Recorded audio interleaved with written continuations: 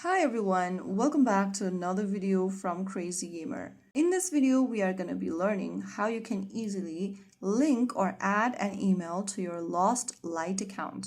So the process is quite easy, so let's jump in. First of all, launch open your Lost Light game on your device, and once you're inside this main lobby page, go ahead and click on the gear icon at the bottom left corner.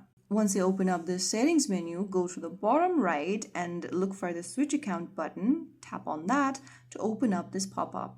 Now in the pop-up, select link account, and on the next page, click the link button right next to email. Now enter a valid email address that you want to link with. Go ahead and write down your email and then set up a password on the next field, and finally click next.